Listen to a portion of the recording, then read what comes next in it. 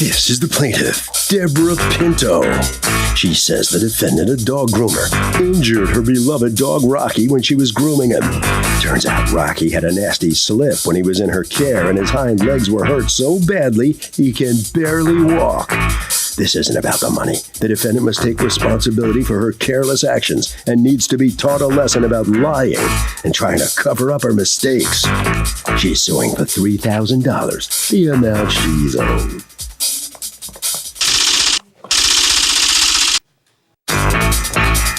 This is the defendant, Pamela. She says the plaintiff's dog's been coming to her for a number of years, and she knows he has bad hip dysplasia. She noticed the dog wasn't walking very well when the plaintiff brought him in, and she told the plaintiff she was concerned.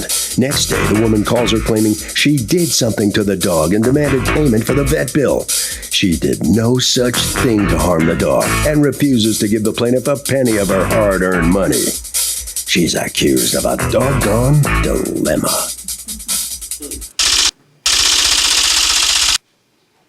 All parties, please raise your right hand.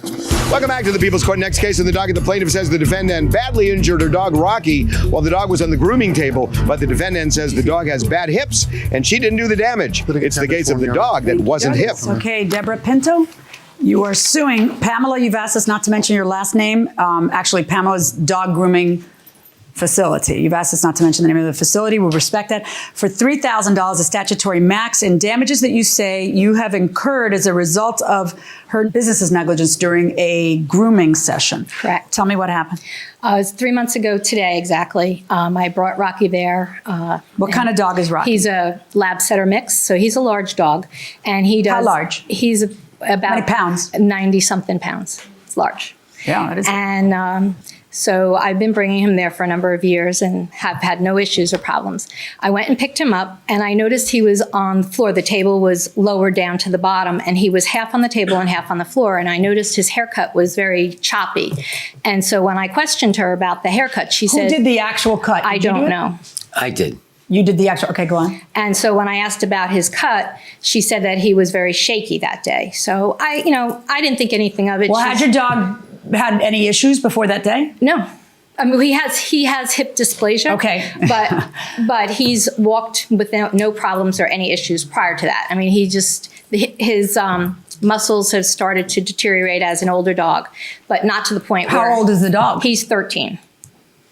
He just turned 13 in August, actually. Right. So she said to me that his haircut was choppy. Who among us is not calculating the dog years right now?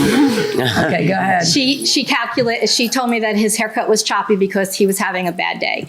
So I let it go because everybody has a bad day. So she said to me, his hips look like they're getting worse. And I said, yeah, he's getting older. She said, have you ever used a towel to get the dog up? And I said, no, I've had no need to do that. And she said, well, let me show you. So again, he was laying half on the table was lowered to the bottom. And he was on the floor, half on the table. And she leashed him, gave me the leash to hold, and she put the towel underneath his belly. And we walked out of her shop, down the stairs, out to the parking lot, and into the car, and showing me with this towel how to maneuver my dog. So thank you very much. I went home. When I got home— How often did you take that dog to the groomers? Every couple months. Okay. Every couple months. Because the phrase "her hips are getting worse" implies that everybody knows the dog has a hip problem. Well, because I let her know. Because he does have he has some skin tags. So I let her know, remind her that there's tags to be careful when she's shaving him. So you get into the car and what happens? When I got him home, I couldn't get him out of the car. His hind legs just kind of fell underneath him. So I had a very difficult time getting him out of the car. And I still wasn't thinking anything happened at the groomer at that point. I finally got him into the house. My carport is very close to my back door, so I was able to get him into the house. And once I got him in the house, he just plopped on the kitchen floor and just lay there. And so I didn't think, exhausting morning at the groomers. So I let it go and I gave him his water and food out and treats. And my friend here came over and we were going out for the day. So we left the dog laying there on the kitchen floor, which is fairly normal for him, and came back maybe about 3, 4, 5 hours later, and he was still in the exact same spot. Didn't move, didn't eat his treats, his food, and that's not the dog.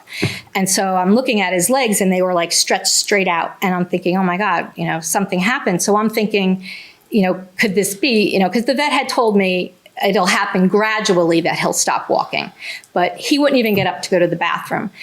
And anyway, I called, I made a few phone calls. I called my boyfriend because I didn't know what to do. I was, upset. I started crying thinking there's something wrong with the dog. So he came home, and it was probably at that point about 12 hours later from the time that I brought him home from the groomer till my boyfriend got home. The dog still hadn't moved and got out. So we called the vet, and the vet examined him and said that he definitely had a bad day.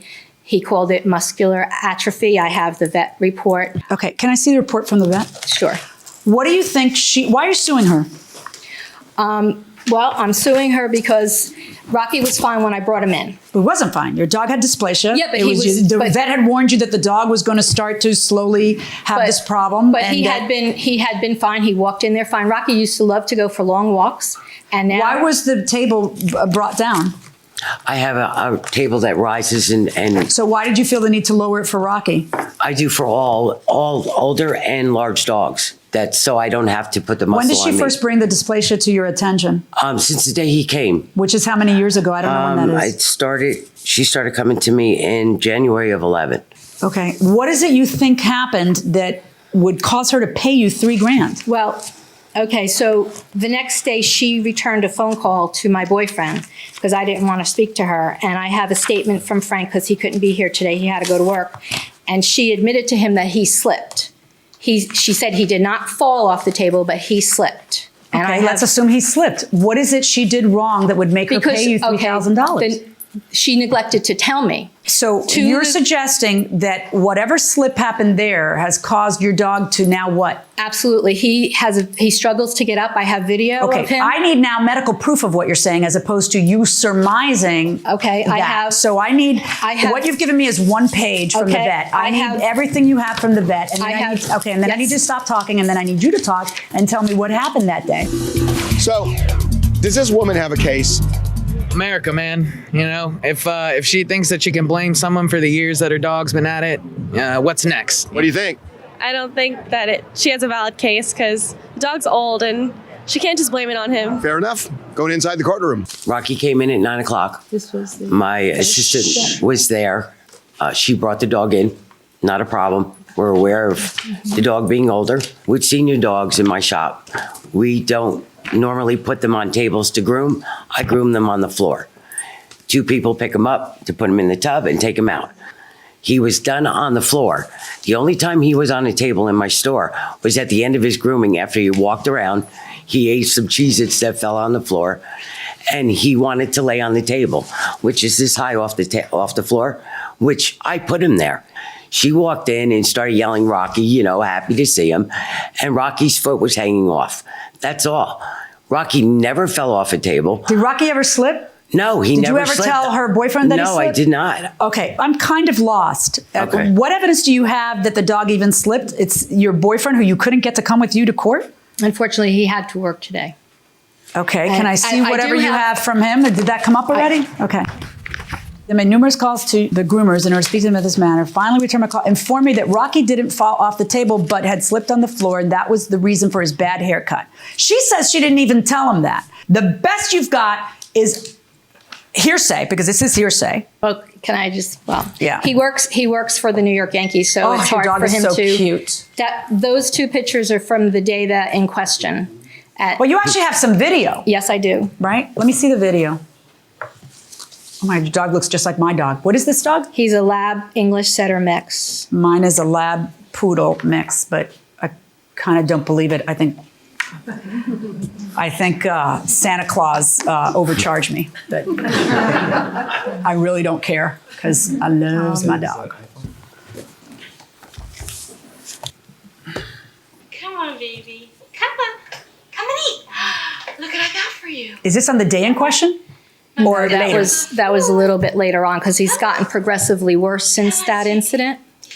Come on. Oh, boy. Oh, isn't that yummy? That's kind of torture. That's a boy. Oh, come on, honey. You can do it. Come on. That's a boy. Oh. Good boy. That That's my good boy. All he does now to get up is to get up to eat, and if I can try to get him up to go to the bathroom, that's it.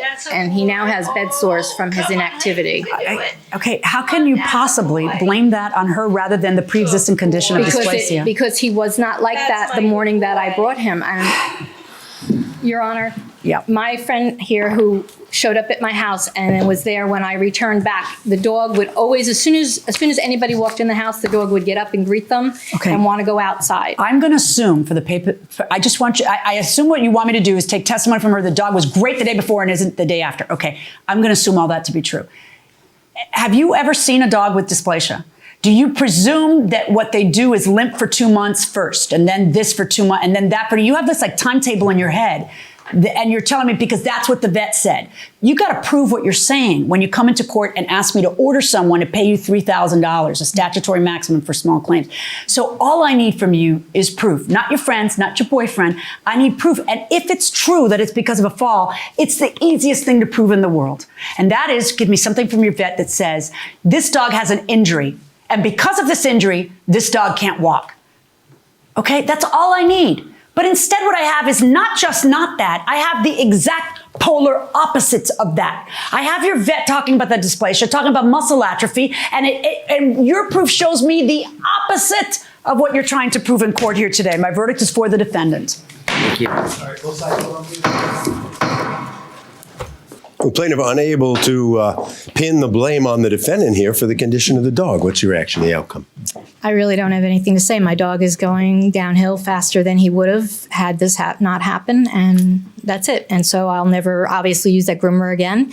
And the bad reviews that she has on the internet, I'm going to be adding to it. So there'll be more reviews, which I didn't get a chance to tell the judge the reviews that were on there. Listen, sometimes, you know, we've all been dog owners and we've all gone down this road and, you know how it ends. Sometimes dogs, this happens. I understand that, but he was fine when I brought him in there, and he was not fine. She covered it up by showing me how to use a towel, and that's the bottom line. She covered it up by walking me out to the car. How is the dog right now?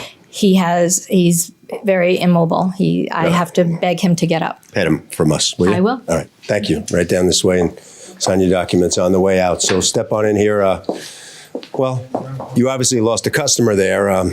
What happened? I feel bad. None. He's old. He's got hip dysplasia, and I don't know what happened between my shop and home. He's shaky to begin with, and he's just old, and he's sore. Harvey? This case can't be won without medical evidence. The irony is that the medical evidence proves that the defendant did nothing wrong. That will do it for this case. Litigants for the next case on the way into the courtroom right now.